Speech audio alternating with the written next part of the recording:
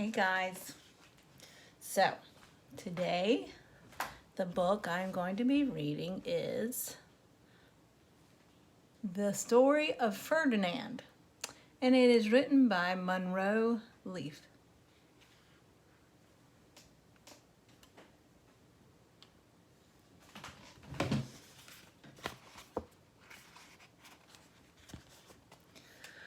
Once upon a time in Spain, that's a far off country, there was a little bull and his name was Ferdinand.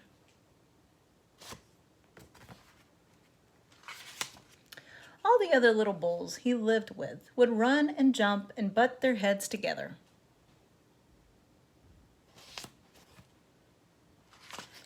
But not Ferdinand. He liked to just sit quietly and smell the flowers.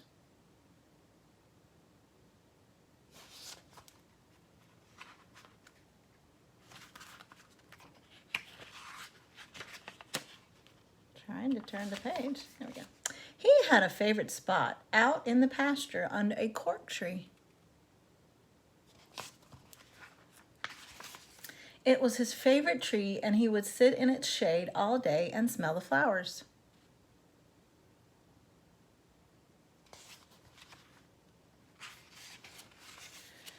Sometimes his mother, who was a cow, would worry about him. She was afraid he would be lonesome all by himself.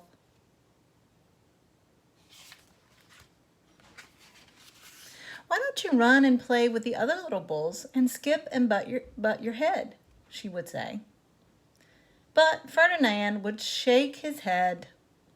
"I like it better here, where I can just sit quietly and smell the flowers." His mother saw that he was not lonesome, and because she was an understanding mother, even though she was a cow, she let him just sit there and be happy.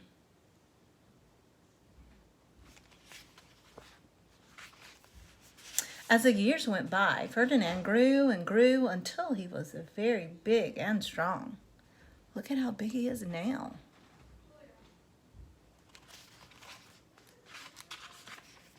All the other bulls who had grown up with him in the same pasture would fight each other all day. They would butt each other and stick each other with their horns. What they wanted most of all was to be picked to fight at the bullfights in Madrid. But not Ferdinand. He still liked to just sit quietly under a cork tree and smell the flowers. One day, 5 men came in very funny hats to pick the biggest, fastest, roughest bull to fight in the bullfights in Madrid. All the other bulls ran around snorting and butting, leaping and jumping, so the men would think that they were very, very strong and fierce and pick them. Ferdinand knew that they wouldn't pick him, and he didn't care. So he went out to his favorite cork tree to sit down.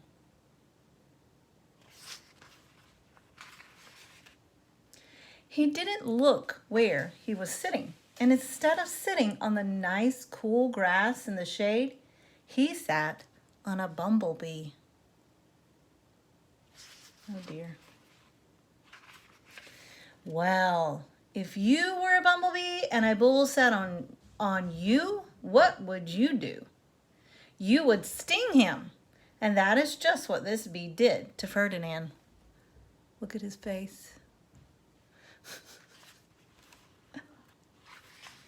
Wow, did it hurt? Ferdinand jumped up with a snort. He ran around puffing and snorting, butting and pawing the ground as if he were crazy.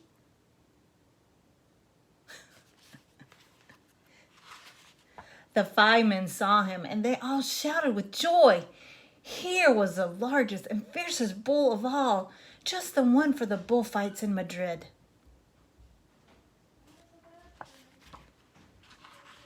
So they took him away for the bullfight day in a cart.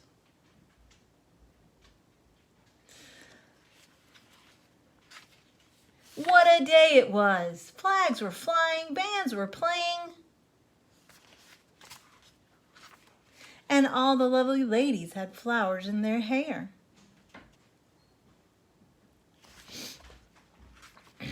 They had a parade into the bull ring.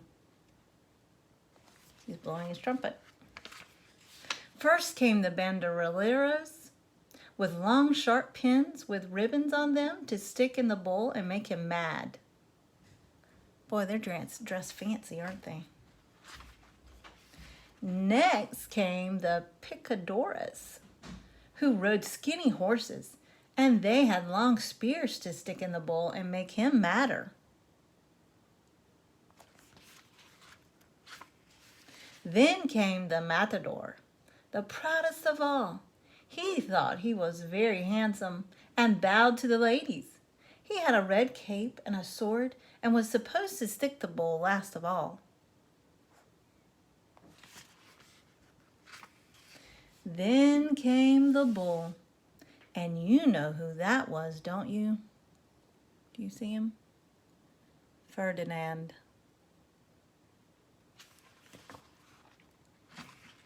They called him Ferdinand the Fierce, and all the bandoleros were afraid of him, and the picadores were afraid of him, and the matador was scared stiff. Do they look scared to you?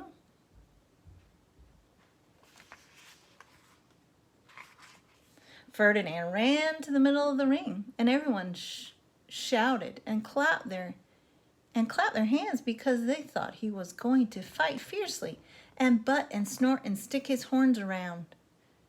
Do you see him? That's a big ring. But not Ferdinand.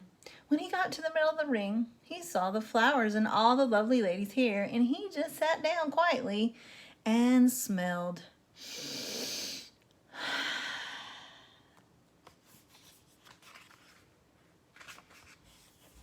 He wouldn't fight and be fierce, no matter what they did. He just sat and smelled. And the bandoleros were mad, and the picadores were madder, and the matador was so mad he cried because he couldn't show off with his cape and sword.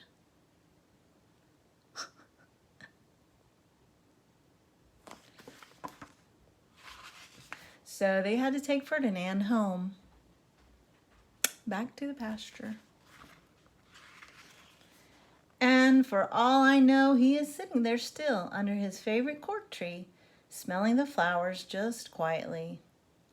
He is very happy.